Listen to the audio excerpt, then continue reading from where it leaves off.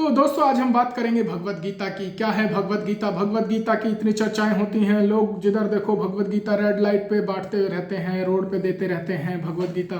मोदी जी हमारे भारत के प्रधानमंत्री जब विदेश जाते हैं तो बराक ओबामा को गिफ्ट में भगवत गीता देते हैं और बोलते हैं कि दुनिया के पास इससे लेने से अच्छा कोई गिफ्ट नहीं है और दुनिया को देने के लिए मेरे पास इससे बड़ा कोई तोहफा नहीं है।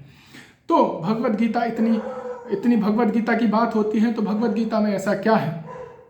भगवत गीता में भगवान का ज्ञान है जो आज से लगभग 5000 वर्ष पूर्व भगवान ने अर्जुन को युद्ध भूमि कुरुक्षेत्र के मैदान में दिया। युद्ध होने से पहले भगवत गीता में 700 श्लोक हैं, जिसमें से 574 भगवान श्री कृष्ण ने बोले हैं, 84 अर्जुन ने बोले हैं, 41 संजय ने बोले हैं और एक धृतराष्ट्र ने बोला है। जो सबसे पहला श्लोक भगवत गीता का फर्स्ट चैप्टर का फर्स्ट श्लोक है, धर्म क्षेत्र कुरुक्षेत्र संवेतायुयुत्सवा माम का पांडवाश्चैव किम कुर्वत संजय। धर्म क्षेत्र, धर्म से शुरू होता है। सबसे पहले भगवत गीता का आरंभ होता है धर्म से और भगवत गीता का अंत होता है मम पर, जो कि सबसे लास्ट श्लोक संजय बोलते हैं, यत्र योगेश्वरः कृष्णा यत्र पार्थो धनुर्धरः तत्र श्रीर्विजयोर भूति ध्रुवा नीतिर्मतिर्मम। मतलब जहां पर योगेश्वर भगवान श्री कृष्ण है और अर्जुन है, वहीं पर नीति है, श्री है, विजय है, ऐसा मेरा मत है। यानी मम और धर्म, यानी कि मेरा धर्म क्या है, पूरा भगवत गीता इसी के ऊपर है। समस्त शास्त्रों का निचोड़ भगवत गीता है। भगवान को पता था कि आने वाले कलयुग में लोगों के पास इतनी शक्ति नहीं होगी, स्मरण शक्ति नहीं होगी, क्षीण होगी बुद्धि, उनका शारीरिक बल कम हो जाएगा। तो भगवान ने उसको सारे वेद शास्त्रों को कोई नहीं पढ़ पाएगा, इसलिए उसका निचोड़ भगवत गीता के 700 श्लोक में दे दिया। भगवान ने इसमें 5 विषय के ऊपर खूब विस्तृत चर्चा की है, जो कि है ईश्वर, जीव, प्रकृति, काल और कर्म। ईश्वर क्या है? ईश्वर के 3 फॉर्म भगवान ने भगवत गीता में बताए हैं, परमात्मा, ब्रह्म और श्री भगवान साकार रूप में श्री कृष्ण। मतलब परमात्मा और ब्रह्म को प्राप्त करना थोड़ा सा टेढ़े, अब मुझे अपने मंजिल पर जाना है, मैं टेढ़े मेढ़े रास्ते से जाऊंगा तो ये परमात्मा और ब्रह्म की पद्धति है, और भगवान श्री भगवान के पास मुझे जाना है तो ये सीधा सीधा मार्ग है। तो भगवान इसमें तीनों पद्धतियों में श्री भगवान की पूजा की संस्तुति करते हैं, जो कि भक्ति योग भी कई तरह के बताए हैं, कर्म योग, ध्यान योग, बुद्धि योग, अष्टांग योग, सांख्य योग। सारे योगों में भक्ति योग को भगवान ने श्रेष्ठ बताया है। योगी नाम अपि सर्वेषां मद्गतेन अंतरात्मा श्रद्धावान भजते मां सवै युक्त तमो मता।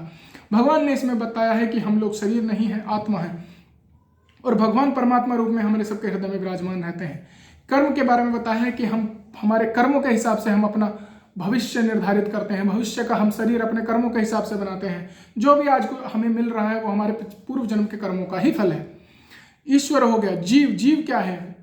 समस्त सृष्टि के अंदर जितने भी चेतना युक्त जीव हैं वो भगवान के सब पुत्र हैं। भगवान ही बीज प्रदान करते हैं प्रकृति के गर्भ में, तब जाके जीव की सृष्टि होती है। ईश्वर, जीव, प्रकृति, काल क्या है? समय क्या है? समय कैसे हमारी आयु को क्षीण कर रहा है, कैसे उसकी चाल है, ये भगवान ने बताया है। कर्म के विषय में भगवान ने बताया है। तो प्रकृति के 3 गुणों के बारे में बताया है, सात्विक, राजसिक, तामसिक। लोगों की प्रवृत्ति के बारे में बताया, आसुरी लोग कैसे होते हैं, देवीय लोग कैसे होते हैं। सारा कुछ भगवान ने इसमें निचोड़ वेद शास्त्रों का बता दिया है। तो आपसे मेरा विनम्र अनुरोध है, जैसे हम कोई भी एक प्रोडक्ट खरीदते हैं, उसके साथ एक मैनुअल बुक आता है, इसी तरह से भगवान ने जब हमें जीवन दिया, मानव जीवन दिया, तो इसको सफल करने के लिए हमें मैनुअल बुक भगवत गीता के रूप में दिया कि ये जैसे हम प्रोडक्ट को यूज़ करते हैं तो मैनुअल्स को देख के हम यूज़ करते हैं कि कहीं ऐसा ना हो कि हम उसको गलत से इस्तेमाल करें और अपने प्रोडक्ट को खराब कर लें। इसी तरह से जब जीवन भगवान ने दिया तो इसका मैनुअल भगवत गीता हमें मैनुअल के रूप में दिया कि इसके हिसाब से आपको जीवन जीना है। इसे पढ़ो और समझो कि आपको जीवन कैसे जीना है, क्या करना है, क्या नहीं करना है। कहीं ऐसा तो नहीं 84 लाख जन्म और 84 लाख मृत्यु के बाद जो है हमें इंसान का जीवन मिला है, कभी हम इसको अपनी अज्ञानता के कारण, अपने मूढ़ता के कारण, अपने अहंकार के कारण इस जीवन को भी खराब कर लें। फिर से हमें 84 लाख बार जन्म और मृत्यु को प्राप्त करना पड़ेगा। तो ये बहुत ही दुर्लभ मानव जीवन है, इसका हमें भरपूर फायदा उठाना चाहिए। भगवान ने हमें सब कुछ सुख सुविधाएं प्रदान की हैं कि हम इन सब सुख सुविधाओं का प्रयोग करते हुए भगवत साक्षात्कार कर सकें, इसी जीवन में भगवत प्राप्ति कर सकें, आत्म साक्षात्कार कर सकें। यदि हम इन सुख सुविधाओं के होने के बावजूद भी भगवान की भक्ति नहीं करते हैं, भगवत साक्षात्कार के लिए प्रयास नहीं करते हैं, तो फिर से हमें 84 लाख योनियों में चक्कर काटना पड़ेगा। जो समय एक बार निकल गया उसके लिए आपको पूरा वेट करना पड़ेगा। जैसे सूर्य आज अभी जिस स्थिति में है उसी स्थिति में अगर आपको पुनः देखना है तो 24 घंटे आपको इंतजार करना पड़ेगा। इसी तरह से अगर ये मानव जीवन के परीक्षा में आप लोग फेल हो जाते हैं तो फिर से आपको रुकना पड़ेगा। विद्यार्थी परीक्षा में फेल होता है तो 1 साल बाद फिर से उसको मौका मिलता है, तो फिर से हमें फिर बहुत रुकना पड़ेगा। तो उतना समय हमारे पास नहीं है, मानव जीवन बहुत छोटा है और हमें जानने के लिए बहुत कुछ है। तो अपने जीवन का पूर्ण सही से उपयोग करिए, भगवद गीता पढ़िए, इसकी शिक्षाओं को अपने जीवन में उतारने का प्रयास कीजिए और भगवान आपकी सहायता करेंगे। भगवान की भक्ति करिए, भगवान का नाम जप करिए, यही समस्त वैदिक शास्त्रों का निचोड़ है।